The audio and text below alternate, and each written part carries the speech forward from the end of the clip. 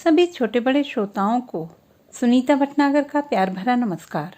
Audio stories के हमारे channel कहानी जगत में आप सभी का स्वागत है। हिंदी कहानियों की श्रृंखला में आइए आज सुनते हैं इस्मत चुगताई जी द्वारा रचित कहानी सास।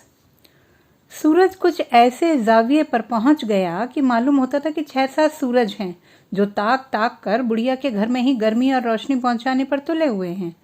3 दफा खटोली धूप के रुख से घसीटी और एलो वो फिर पैरों पर धूप, और जो जरा ऊँघने की कोशिश की तो धमाधम और ठट्टों की आवाज़ छत पर से आई। खुदा गारत करे प्यारे पीटी को, सास ने बेहया बहू को कोसा जो मोहल्ले के छोकरों के संग छत पर आंख मिचोली और कबड्डी अड़ा रही है। दुनिया में ऐसी बहुएं हों तो कोई काहे को जिए। एलो दोपहर हुई और लाड़ू चढ़ गई कोठे पर। जरा जरा से छोकरे और छोकरियों का दिल आन पहुंचा, फिर क्या मजाल है जो कोई आंख झपका सके। बहू, बुढ़िया ने बलगम भरे हलक को खड़खड़ा कर कहा। अरे ओ बहू। जी आई, बहू ने बहुत सी आवाज़ों के जवाब में कहा, और फिर वही धमाधम जैसे खोपड़ी पर भूत नाच रहे हों। अरे तू आ चुक, खुदा समझे तुझे। और धम धम छन छन करती बहू सीढ़ियों पर से उतरी, और उसके पीछे कुत्तों की टोली, नंगे आधे नंगे, चेचक मुंह दाग, नाकें सुड़सुड़ाते कोई 5 दर्जन बच्चे खी खी खों खों खी खी, सब के सब खंभों की आड़ में शर्मा शर्मा कर हंसने लगे। इलाही, या तो इन हरामी पिल्लों को मौत दे दे या फिर मेरी मिट्टी अजीज कर ले। न जाने ये उठाई गिर कहाँ से मरने को आ जाते हैं। छोड़ दिए जन जन के हमारी छाती पर मूंग दलने को, और न जाने क्या क्या। पर बच्चे मुस्कुरा मुस्कुरा कर एक दूसरे को घूंस से दिखाते रहे। मैं कहती हूँ तुम्हारे घरों में क्या आग लग गई है जो? वाह, तुम तो मर गई थी, बहू ने बशरिया के कोहनी का टोहका देकर कहा। बुढ़िया जुमले को अपनी तरफ मुखातिब समझकर तिलमिला उठी। झाड़ू फेरूं तेरी सूरत पर, मरे तेरे होते सोते। माँ, हम तुम्हें कब कह रहे थे, बहू ने लाड़ से ठनक कर कहा। मगर बुढ़िया कोसे गई और बच्चों को तो ऐसा आड़े हाथों लिया कि बेचारों को मुंह चिढ़ाते भागते ही बना, और बहू फसकुड़ा मारकर बैठ गई। दुनिया जहां में किसी की बहू बेटियां ही लौंडों के साथ कड़कड़े लगाती होंगी। दिन है तो लौंडियारा, रात है तो सास तो जिंदगी से तंग थी। गुनगुन गुनगुन बहू मिनमिनाई और तोते के पिंजरे में रखे पंखे में से तिनके निकाल निकाल कर डालने लगी। टें टें टें टें, तोता चिंगाड़ा। खाक पड़े, अब ये तोते को क्यों खाए लेती है, सास गुर्राई। तो ये बोलता क्यों नहीं, बहू ने जवाब दिया। तेरी बला से नहीं बोलता, तेरे बाप का खाता है, सास ने पहलू बदल कर कहा। हम तो उसे बुलाएंगे, बहू ने इठलाकर तोते के पंजे में तिनका कौंच कर कहा। आय हाय, मैं कहती हूँ तेरा पता ही पिघल गया है, अब हटती है वहां से कि लगाऊं, बुढ़िया ने धमकी आमेज पहलू बदल कर कहा।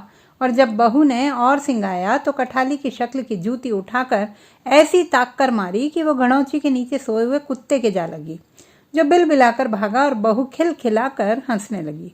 बुढ़िया ने दूसरी जूती संभाली और बहू खंबे की आड़ में। आने दे असगर के बच्चे को। बच्चा, बहू को बच्चे के नाम पर बजाय शर्माने के हंसी दबानी पड़ी। थू है तेरे जन्म पर है, और क्या, बच्चा भी आज को हो जाता जो कोई भगवान आई। जिस दिन से कदम धरा घर का घरवा हो गया। बहू और मुस्कुराई और तोते का पिंजरा झकोल डाला। मैं कहती हूँ ये तोते की जान को क्यों आ गई है, तो ये बोलता क्यों नहीं, हम तो उसे बुलाएंगे। बुढ़िया जलकर कोयला हो गई। यही ढंग रहे तो अल्लाह जानता है कि दूसरी ना लाऊं तो नाम नहीं। धूप ढलकर घड़ौची और वहां से कंडेली पर पहुंची। सास बड़बड़ाती रही। मुँह नफकते बेटी को क्या दहेज दिया था। ए वाह, कुर्बान जाइए, खोली कड़े और मुलम्मा की बालियां, और तो हम क्या करें, बहू फूहड़ पने से बड़बड़ाई और खटोली पर पसर कर लेट गई। और वो एल्यूमिनियम के, जमाई लेकर बुढ़िया ने पिटारी पर सर रखकर जरा टांगे फैलाकर कहा। और फिर सोने से पहले वो समदनों के घुटने पर से घुसे हुए गुलबदन के पाजामों, फीके जर्दे और घुने हुए पाइयों वाले जहेज के पलंग का जिक्र करती रही। मगर बेहया बहू आधी खटोली और आधी जमीन पर लटक कर सो भी गई। बुढ़िया की बड़बड़ाहट खर्राटों में न जाने कब बदल गई। असगर ने छतरी को खंबे से लगाकर खड़ा किया और कत्थई बिछौने वाली नीली बास्केट को उतार कर कुर्ते से पसीने के आबशार पहुंचते हुए लॉन में कदम रखा। पहले बड़ी एहतियात से एक शरीर बच्चे की तरह रूठ कर सोई हुई बुढ़िया पर नजर डाली और फिर बहू पर। आमों और खरबूजों की पोटली को जमीन पर रखकर कुछ सर खुजाया और झुककर बहू की बाह भींच दी। आह! बहू त्योरियां चढ़ाकर ऐठी और उसका हाथ झटक कर मुड़कर सो गई। असगर ने पोटली उठाई, जेब में नई चूड़ियों की पुड़िया टटोलता हुआ कोठरी में चला गया। बहू ने होशियार बिल्ली की तरह सर उचकाकर बुढ़िया को देखा और दुपट्टा ओढ़ती छपाक से कोठरी में लुढ़क गई। पसीने के शर्राटे चल निकले। मक्खियां आमों के छिलकों और कूड़े से नियत भर के मुंह का मजा बदलने बुढ़िया के ऊपर रेंगने लगी। 2-4 ने बाजों में बनी हुई पीक को चखना शुरू कर दिया। 2-4 आंखों के कोने में तुंदही से घुसने लगी। कोठरी में से एक गड़गड़ाती हुई भारी आवाज और दूसरी चंचनाहट सुनाई देती रही। साथ साथ खरबूजों के छिलकों और आमों के चचोड़ने की चपड़ चपड़ आवाज सुकून को तोड़ती रही। मक्खियों के चूहलों से दुखी होकर आखिर बुढ़िया फड़फड़ा ही उठी। ये मक्खी जात जी के साथ लगी थी। पैदा होते ही गुट्टी की चिपचिपाहट सूंघकर जो मक्खियां मुंह पर बैठना शुरू हुई तो क्या सोते क्या जागते, बस आंख नाक और होंठों की तरह ये भी जिस्म का एक उज्व बनकर साथ ही रहती थी। और मक्खी तो न जाने साल हा साल से उसकी दुश्मन हो गई थी। जब लखनऊ में थी जब काटा, फिर जब उन्नाव गई तो बरसात में फिर काटा, ओलो संदीला में भी पीछा न छोड़ा। अगर बुढ़िया को मालूम होता कि उसे उसके जिस्म के कौन से मखसूस हिस्से से उनसे है तो वो तो जरूर हिस्सा काटकर मक्खियों को दे देती, मगर वो तो हर हिस्से पर टहलती थी। वो कभी कभी गौर से अपनी खास कनखी मक्खी को देखती, वही चितले पर टेढ़ी टांगें और मोटा ससर। वो बड़े ताक कर पंखे का झपाका मारती। मक्खी तन करके रह गई। आह माबूद, उसे कितना अरमान था कि वो कभी तो इस मक्खी को मार सके, लंगड़ाई कर दे, उसका बाजू मरोड़ कर मुर्गी की तरह मरोड़ कर गड्डी बांध कर डाल दे और मजे से पानदान के ढक्कन पर रखकर तड़पता दिखे। मगर खुदा तो शायद इस मक्खी से भी शैतान की तरह कौल हारे बैठा था कि बस सताए जाए उसकी एक हकीर बंदी को। न जाने उसमें क्या मजा आता था उसे, मगर उसे यकीन था कि इस दोजखी मक्खी का गिरेबान इस मक्खी की फरियाद जरूर कहार और जब्बार के हुजूर में लेकर जाएगी और जरूर फरिश्ते उन्हें खून पीप पिलाकर कांटों पर सुलाएंगे। मगर फिर ये क्या मुंडकटी मक्खियां भी जन्नत में जाएंगी और सारी जन्नती फिजा मुकद्दर हो जाएगी। बुढ़िया ने पंखे के तपोर बनाकर छपाछप अपने मुंह, हाथों और सूखे पैरों को पीट डाला। बहू, ए बहू, मर गई क्या? वो जलकर चिल्लाई और बहू तड़प कर कोठड़ी से निकली। दुपट्टा नदारत, गिरेबान चाक हाथ में, आम की गुठली, जैसे किसी से कुश्ती लड़ रही हो। फिर फौरन लौट गई और दुपट्टा कंधों पर डाले आंचल से हाथ पहुंचती हुई बाहर निकली। अरे बहू, मैं कहती हूँ, अरे बूंद हलक में पानी। असगर भी शलवार के पायचे झाड़ता कुर्ते की पोटली से गर्दन रगड़ता आया। लो अम्मा, क्या खुशबूदार अमियाँ हैं? उसने बुढ़िया की गोद में पोटली डालकर कहा और खटोली पर आलती पालती मारकर बैठ गया। बुढ़िया आमों और खरबूजों को सूंघ सूंघ कर मक्खियों की नाइंसाफी को भूल गई जो अब तक आमों की बौंडियों का मुआयना करने के लिए उसकी बाँछों से उतर आई थी। ए बहू, छुरी! बहू ने गिलास देते हुए आमों का रस होठों पर से चाटा। असगर ने पैर बढ़ाकर बहू की पिंडली में बुकच्चा भर लिया। पानी छलका और बुढ़िया गुर्राई। अंधी, मेरे पाँव पर औंधाए देती है, और ऐसा खींचकर हाथ मारा कि गिलास मुँह भारी पैंदे के बहू के पैर पर।